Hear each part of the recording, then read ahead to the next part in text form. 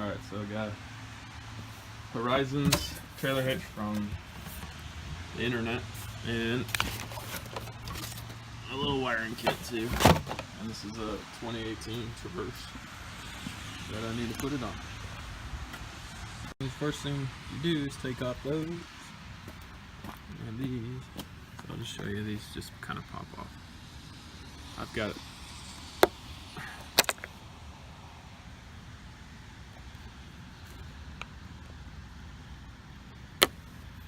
Just like that. So I got to take all these 6 off. This is a Torx bit T15, and these are just 1/4 inch bolts. It should be very nice to work on this thing since it's brand new. Yep.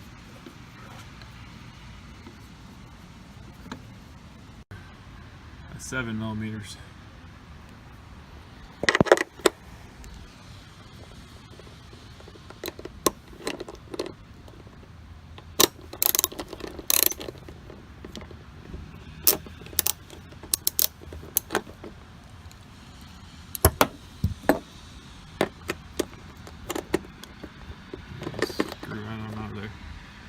So here we have 15 Torx right there, right there, right there, and right there. This is inside the back wheel well.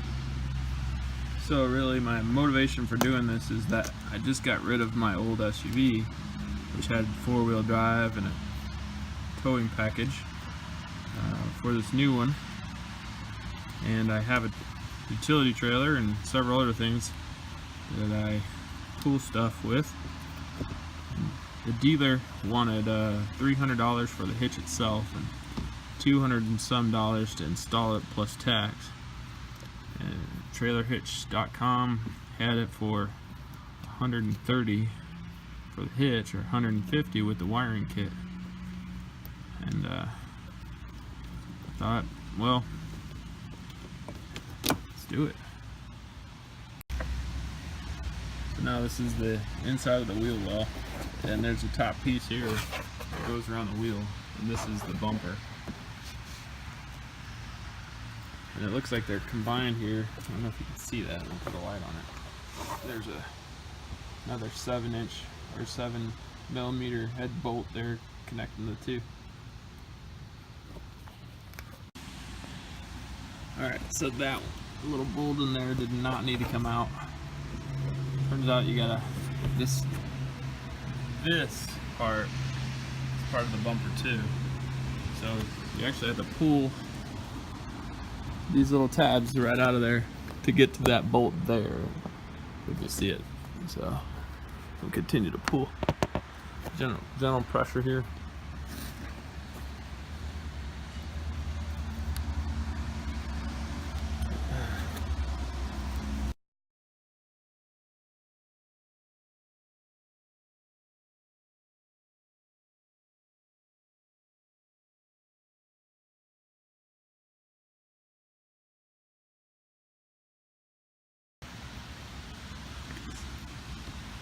I didn't end up pulling that one out because it felt like it was not going to come without changing the shape of this guard, and I felt like I could still get the bolt loose. So I did, and I'm about to pull it out the rest of the way. There we go. Alright, so I got that side done, and that side too, and now you can see I need to take those 2 fasteners off. So these ones are attached to this little plastic thing that goes around the bumper, but it looks loose. So I need to focus on that one, the 2 outside ones. And it looks like it's a T15 again. It's super nice working on new cars.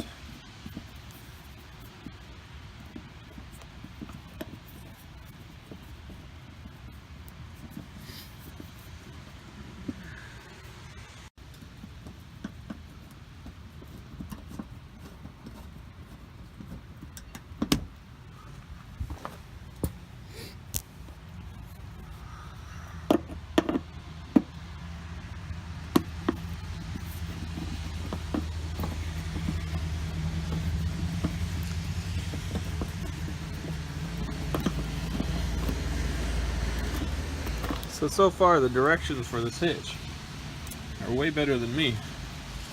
I didn't need to take off that one bolt, and the directions didn't mention it. So if you just follow the directions, it seems like you're pretty good. Alright, so now the directions say to gently pull at the wheel well, separate it. So we'll see how this goes. And it says unplug plastic connectors, or unplug wiring as you go. I need to put down the phone to do this. Alright, so that's the part that needed some guts. Felt like I was ripping apart the car, but there's these little holders there, and all that is clipped on. Makes it super easy for them to produce this car, I think, quickly. And then you can see in here, these are the connectors that need to be disconnected before I can continue. Okay, so pulled off. It's pretty big, and I'm only one person, so I had to use the bucket to prop it up.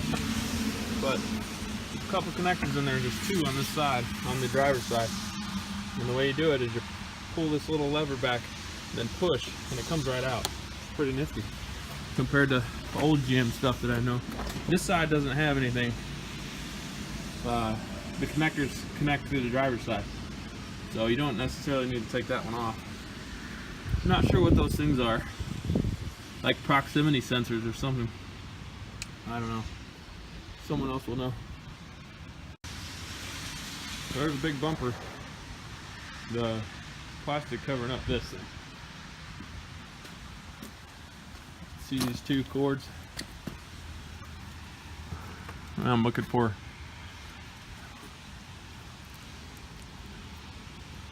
a hitch. This thing's gonna come off. Apparently you need to suspend this, because you got to take these bolts off, and the whole exhaust system will fall off if you don't strap it up. So I'm going to crawl underneath the car next and do that. Alright, so looking underneath the car, it's got two mufflers here, and it combines here in a Y pipe. And it looks like there's a bar right here that I can easily strap and suspend the Y pipe. And I think that should do fine for our use of temporarily suspending the suspension up while we take these brackets off. Suspending the exhaust system up. So the one in the video had a lot more wraps. I'm not sure you're going to get any gains from it. Might do one to there, but that's not suspending it up, it's just pulling it back.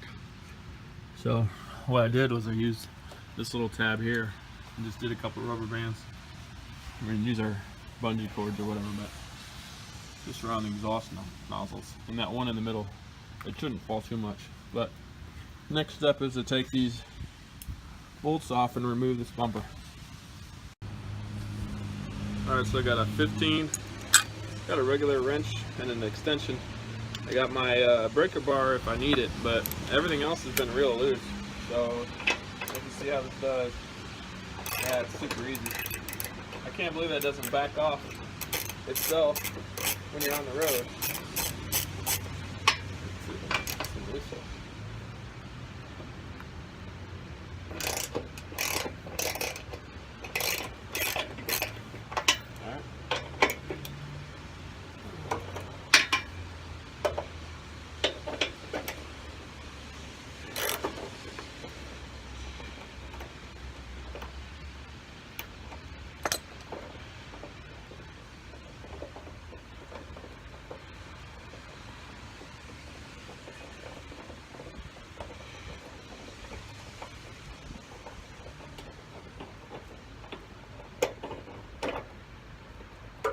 See the suspension just dropped down like an inch right there.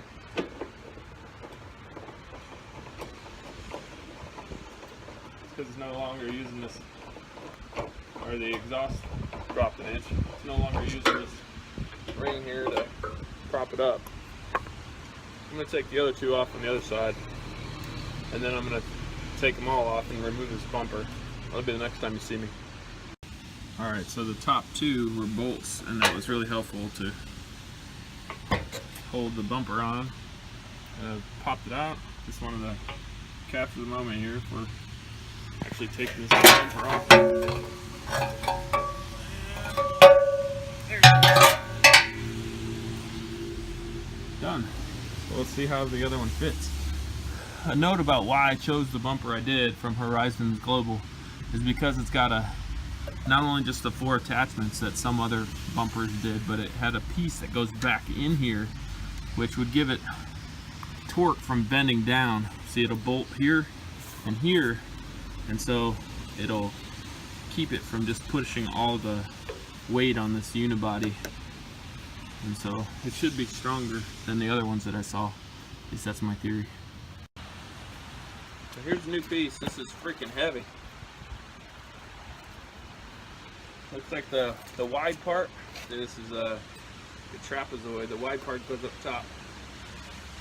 And then this will go. These are the inserts that I was talking about that'll bolt on the bottom that make. If I can get to them. It looks like I'm gonna have to drop the exhaust a little bit more to even be able to get a nut up in there. We'll see how that goes.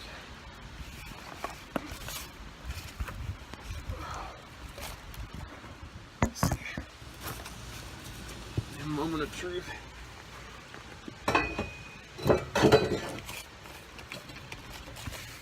Whew. Take off.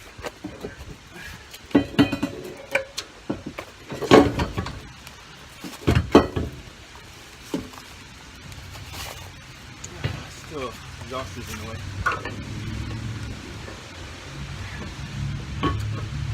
That side.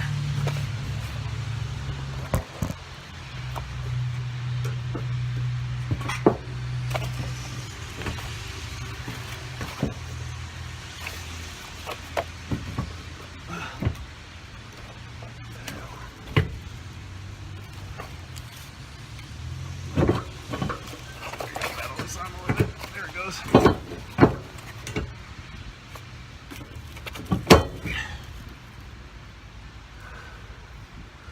Good enough. So nothing can ever be that easy. And the thing doesn't go on there quite right because this bolt hits right there. So I'm going to take a Dremel, maybe an angle grinder, I don't know, or just a rasp file, and I'm going to make some space. Probably about an eighth of an inch would do it. And of course, you never want to forget eye protection, hearing protection. Here we go. Alright, well, at least the first 4 bolts are in. That was a lot more work than I thought it would be, because this hitch, the distance between these 2 bolts and where it needed to be lined up this way, what I'm saying is this was too far. It just didn't line up right, so I had to basically drill the hell out of these 2 bolts. The Dremel worked pretty good, and then this is a file that was made for sharpening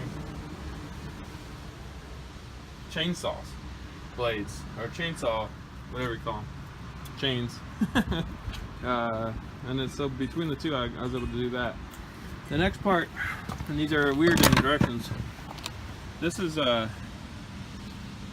lined to help you fish. Those are access holes, and the way you get the bolts inside of there is to fish them through and then hit them from the bottom side, and that's the next step. So that's not going to be easy either. Alright, so I have the fish wire through the hole. You can see it coming out through there. Up through here, there's a spacer on this cord, and it goes onto the bolt like this, and then you should be able to pull it with your fishing wire, and bada bing, your bolt is ready to bolt down. Now those are the carriage bolts included in this deal. So far this process is not too bad with the fishing of the deals through. You just kind of poke it through, find the hole, drop the washer through the hole, screw on the head here,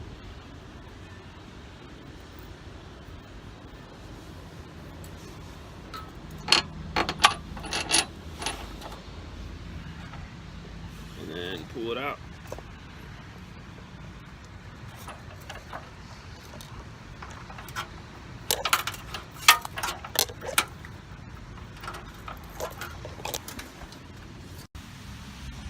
Alright, so the hitch is on, it's all fastened in, looks pretty good.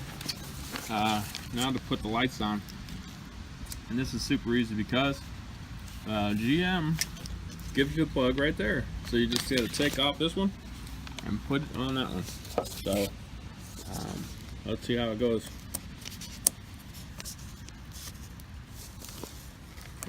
Hang on a second, let me get both hands.